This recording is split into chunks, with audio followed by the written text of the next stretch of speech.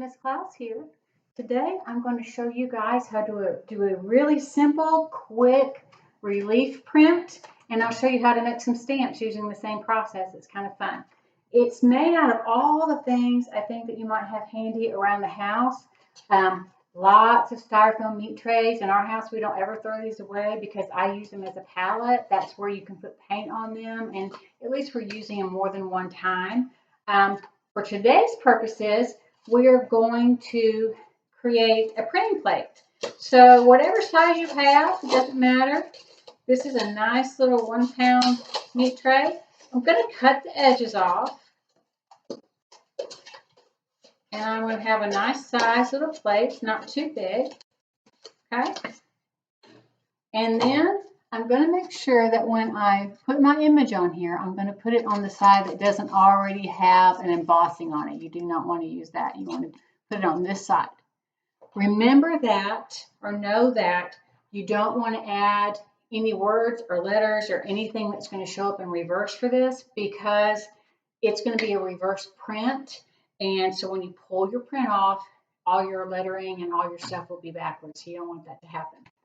Okay, there's a process that we do when we make a print. One of them is to create your plate.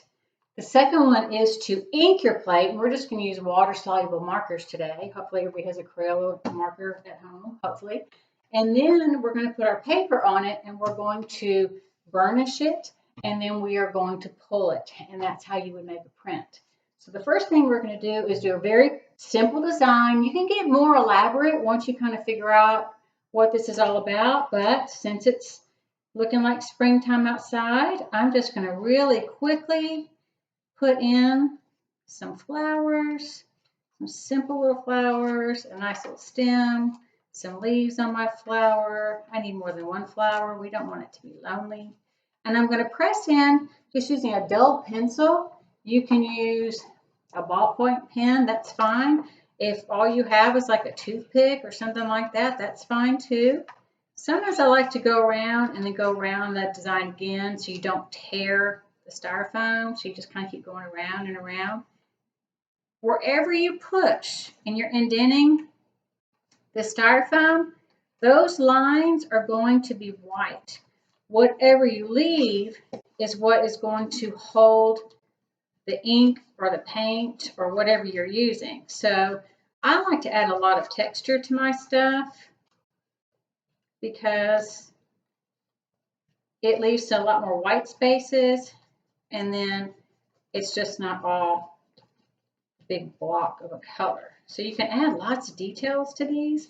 I think mine needs like a little cloud back here. So if I'm going to do a white cloud and I don't want the ink to pick up, I'm going to smush in the entire cloud. It's going to pick up some of the graphite of the pencil. Don't worry. Really get in there and smush that down so we don't get that. And I think I just need a little bumblebee flying around in my background. So I'm going pretty quick. If you want to, you can always trace around your block on a piece of paper, work out your design, and then transfer that to your styrofoam block. If you want to work a little bit slower, that'd be fine. So I'm going to take a color. I'm just going to use one color. I want to do a pretty dark color. The lighter colors don't show up as well. So I'm just going to use this really pretty dark purple.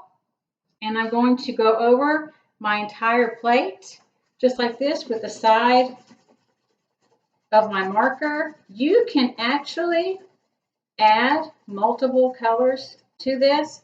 Now you're going to want to be careful, and that's where your color wheel knowledge comes in. If you add colors that are opposite, you're going to get brown. So the opposite of purple is yellow. I don't want to do that. I don't want mine to be brown.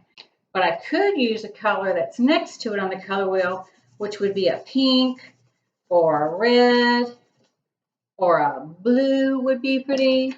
And I can mix that onto my tray.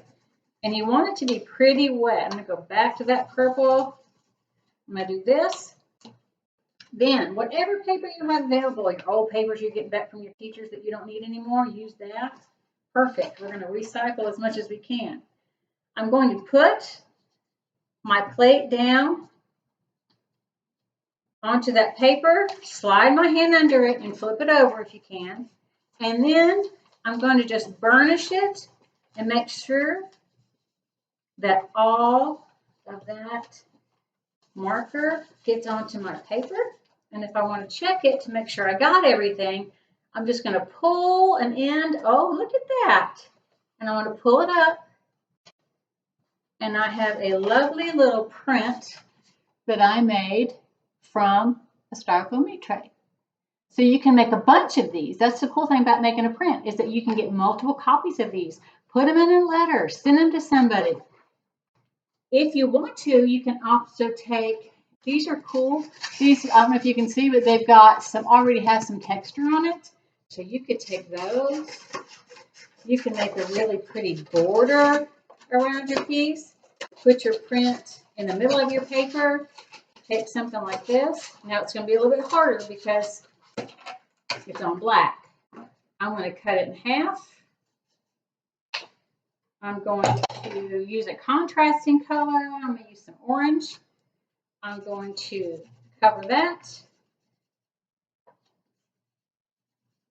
I can take that and then I can press it on my print like that. Flip it over if you need to. Pull it off and look how cool that looks. So you've got some really cool stuff that's already on there. If you want to take some of your pieces, you can make circles, you can make squares. You could glue that onto the bottle cap like this, and you could use it that way. You could use some tape, masking tape, fold it in half and leave a little tab. Put that on the back of that cool little thing. And then all you have to do is pinch it with your finger.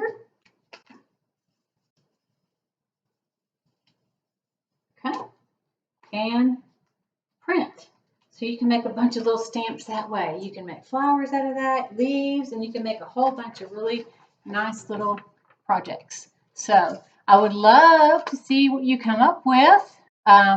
Post them on the school website or send them to the Hugh Springs page, and let's see what you guys come up with. Until next time, bye-bye.